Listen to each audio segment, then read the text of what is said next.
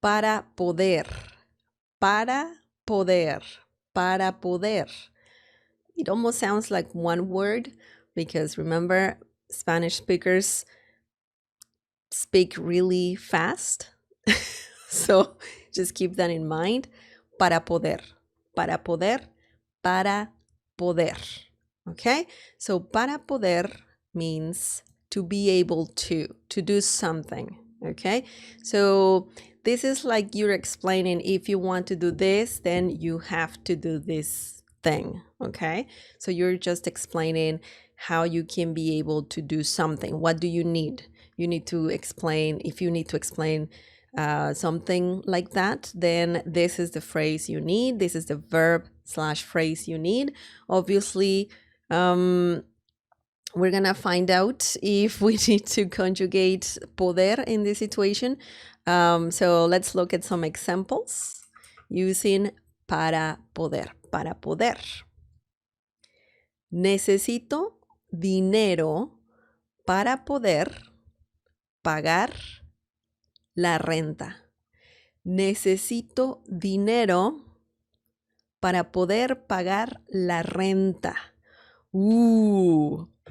Yeah, it makes sense. It makes sense. This sentence makes sense. The meaning is, I need money to be able to pay rent. So you're saying you need something to be able to do something else. Okay, so this phrase is for those situations. And as you can see, you don't need to conjugate the verb. So that's good news.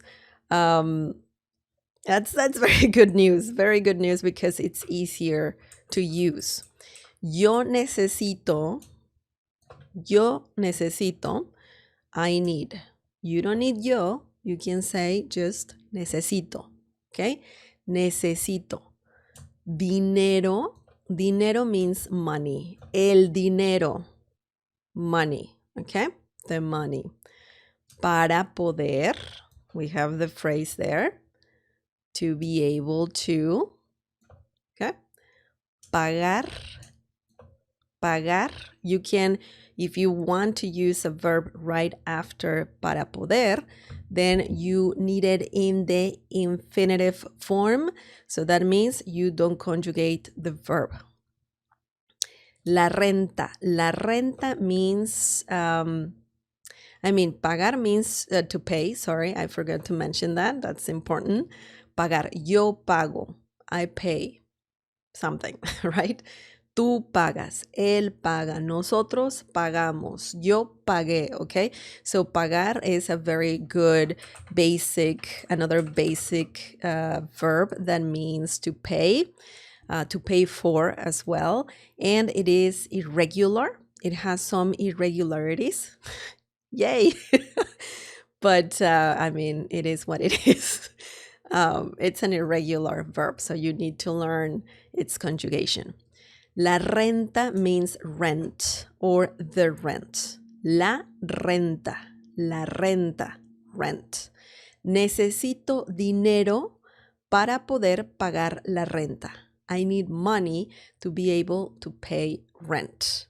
Okay, so this can go at the beginning of sentences. You can say, para poder pagar la renta, necesito dinero. So it's very flexible. You can start off by saying this, para poder, and then you add, for example, pagar la renta, and then you add what you need in the situation, money. So it's good. It's good. Or you can have it like this, the way it is, and it works as well. So it makes sense. It's correct. Necesito, guys. Necesito is a very good word to learn if you want to say I need, okay? So I need coffee. Necesito café. I need, necesito amor. I need love. Necesito descansar. I need to rest.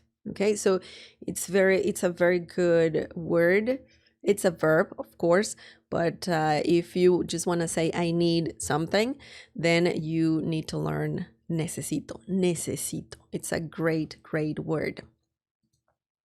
Okay, now let's look at the next example using para poder.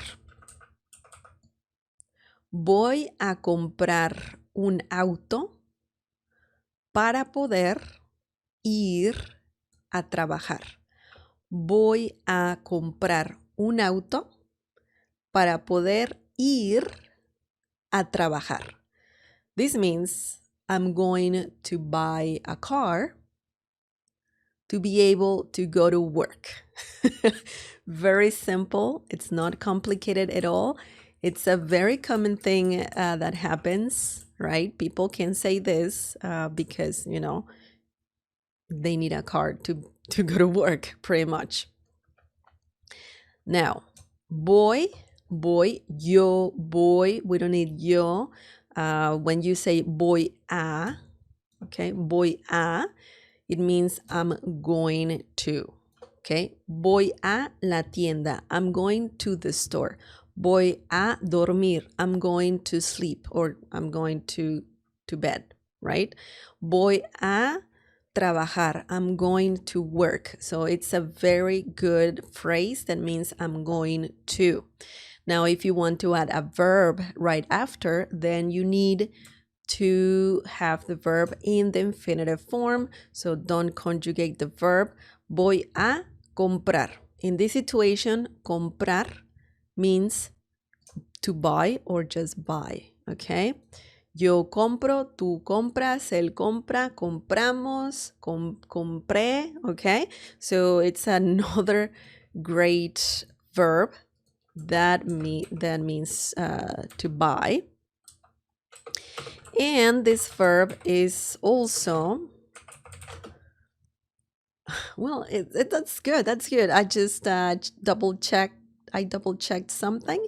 And comprar is not an irregular verb, so it's regular. So you can follow the grammatical rules when conjugating this verb. So that's good. That's good. That's good news, definitely. Voy a comprar. I'm going to buy un auto. Un auto means a car. Now, in Spanish, car can be auto, automóvil, carro, coche. So it has different names.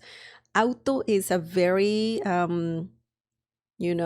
very common way to call a car. Okay, so auto, un auto, a car. Para poder, we have the phrase here. Para poder, to be able to. Ir a, remember, ir a is a common phrase. Obviously, it has a verb, ir, and that means go to. Okay, you're adding more to the phrase. In this situation, you can add a verb or a place, and we have a verb, trabajar, and that means to work. Ir a, remember, if you add a verb right after, you don't need to conjugate it, so it stays in the infinitive form. So ir a trabajar, to go to work. Ir a dormir, to go to bed or to go to sleep.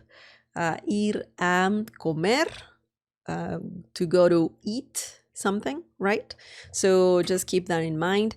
And once again, we have para poder in the middle. So you say what you're gonna do or what you need, and then you add para poder, right? To be able to, and then you add what you wanna do. In this case, someone wants to pay rent and someone wants to go to work, okay? So that's a very good phrase to learn. And yeah, it's a good one. This one is a good one. Para poder, to be able to.